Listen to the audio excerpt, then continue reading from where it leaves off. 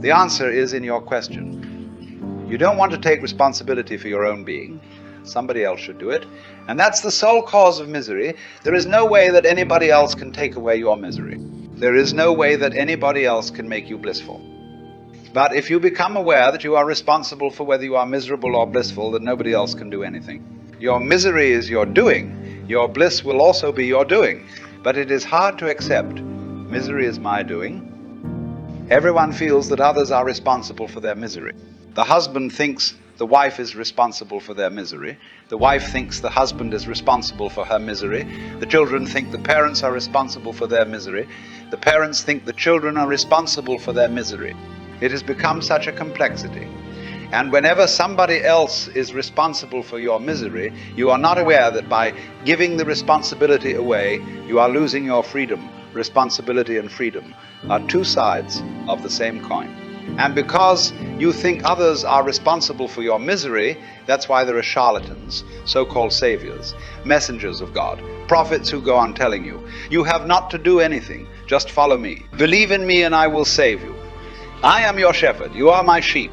Strange that not a single person stood up against people like Jesus Christ and said, it is utterly insulting to say that you are the shepherd and we are sheep, that you are the savior and we are just dependent on your compassion, that our whole religion is just to believe in you. But because we have been throwing the responsibility for our misery on others, we have accepted the corollary that bliss will also come from others. Naturally, if misery comes from others, then bliss has to come from others. But then what are you doing? You are neither responsible for misery, nor are you responsible for bliss. Then what is your function? What is your purpose? Just to be a target for a few people, to make you miserable and for others to help you and save you and make you blissful? Are you just a puppet and all the strings are in the hands of others? You are not respectful of your humanity. You do not respect yourself. You don't have any love for your own being, for your own freedom. If you are respectful of your life, you will refuse all the savior. You will say to all the saviors, get lost. Just save yourself. That's enough. It is my life and I have to live it. If I do something wrong, I will suffer the misery.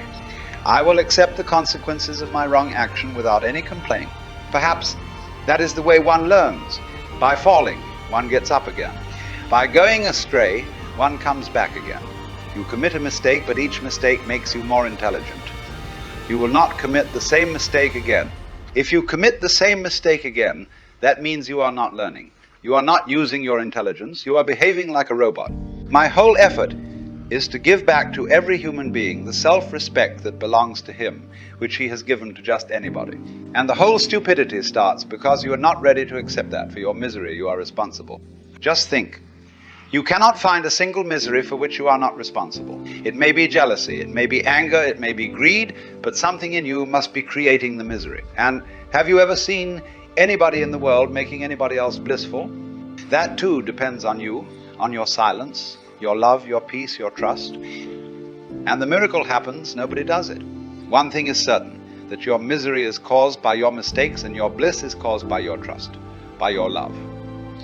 Your bondage is your creation and your freedom is your declaration. You are asking me, why am I miserable?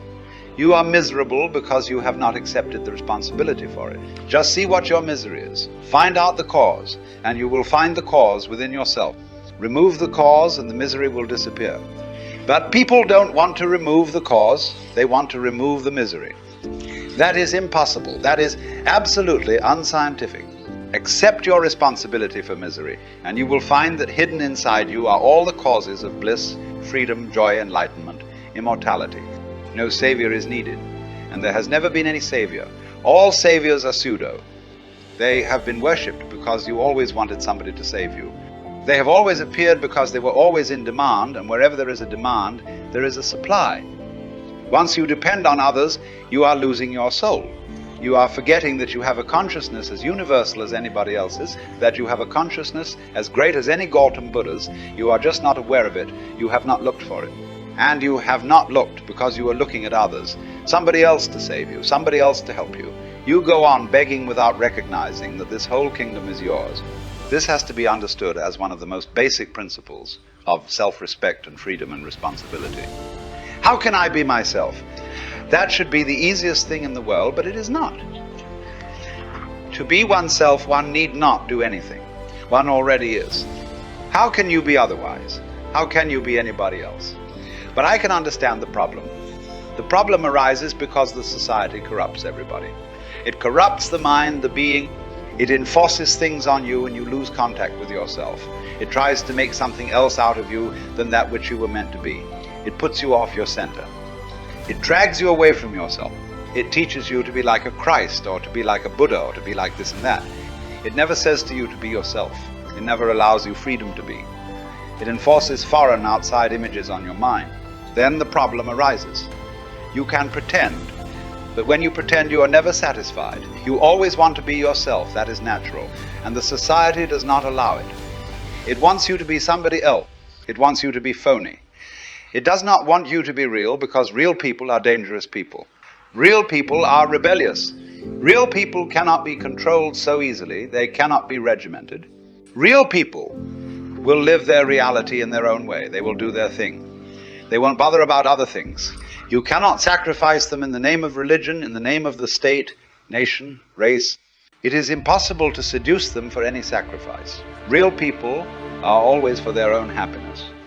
Their happiness is ultimate. They are not ready to sacrifice it for anything else. That's the problem. So the society distracts every child. It teaches the child to be somebody else. And by the child learns the ways of pretension, hypocrisy. And one day, this is the irony, the same society starts talking to you in this way, starts saying to you, what has happened to you? Why are you not happy? Why do you look miserable? Why are you sad? And then come the priests. First they corrupt you. They distract you from the path of happiness, because there is only one happiness possible, and that is to be yourself. Then they come and say to you, why are you unhappy? Why are you miserable? And then they teach you ways to be happy. First they make you ill, and then they sell medicines. It is a great conspiracy. That's how things are. You ask, how can I be myself? Just drop the pretensions, just drop this urge to be somebody else. Just drop this desire to look like Christ, Buddha, to look like your neighbor. Drop competition and drop comparison, and you will be your self-comparison is the poison. You are always thinking in terms of how the other is doing. He has a big house and a big car, and you are miserable.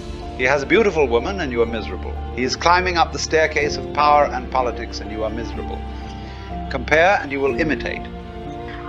If you compare yourself with rich people, you will start running in the same direction. If you compare yourself with learned people, you will start accumulating knowledge. If you compare yourself with the so-called saints, you will start accumulating virtue, and you will be imitative. And to be imitative is to miss the whole opportunity to be oneself, drop comparison. You are unique. Nobody else is like you, nobody else has ever been like you, and nobody else is ever going to be like you. You are simply unique, and when I'm saying you are unique, I'm not saying you are better than others, remember? I'm simply saying they are also unique. To be unique is an ordinary quality of every being. To be unique is not a comparison. To be unique is as natural as breathing. Everybody is breathing and everybody is unique. While you are alive, you are unique. Only corpses are all alike. Living persons are unique. They are never similar, they cannot be. Life never follows any repetitive course. Existence never repeats. It goes on singing a new song every day, paint something new every day. Respect your uniqueness and drop comparison. Comparison is the culprit. Once you compare, you are on the track. Don't compare with anybody. The other person is not you. You are not the other person. Let others be, and you relax into your being. Start enjoying whatsoever you are. Delight in the moments that are available to you. Comparison brings in the future. Comparison brings ambition, and comparison brings violence. You start fighting, struggling, you become hostile. Life is not something like a commodity. Happiness is not something like a commodity such that if others have it, you cannot. If others have it, how can I have it? Happiness is not a commodity at all. You can have as much as you want. It simply depends on you. Nobody is competitive about it. Nobody is a competitor to you. Just as the garden is beautiful, you can look and appreciate it. Somebody else can look and appreciate it. Because somebody else is appreciating the garden and saying it is beautiful, you are not hindered. The other is not exploiting you. The garden is not less because another person has appreciated it. Because someone else is enthralled by its beauty, the garden is not less. In fact, the garden is more beautiful because someone has appreciated it, that person has added a new dimension to the garden. People who are happy are in fact adding some quality to existence. Just by being happy, they are creating vibes of happiness. You can appreciate this world more and more if more and more people are happy. Don't think in terms of competition. It is not that if they are happy, how can you be happy? So you have to jump on them and snatch happiness away. You have to compete. Remember, if people are unhappy, it will be very difficult for you to be happy. Happiness is available to everybody. For whoever opens his heart, happiness is always available. It is not that somebody has achieved something. It is not like a political post. One person has become the president of a country. Now, everybody cannot become the president, true. But if one person has become enlightened, that does not hinder anybody else from becoming enlightened. In fact, it helps. Because Buddha became enlightened, it has become easier for you to become enlightened.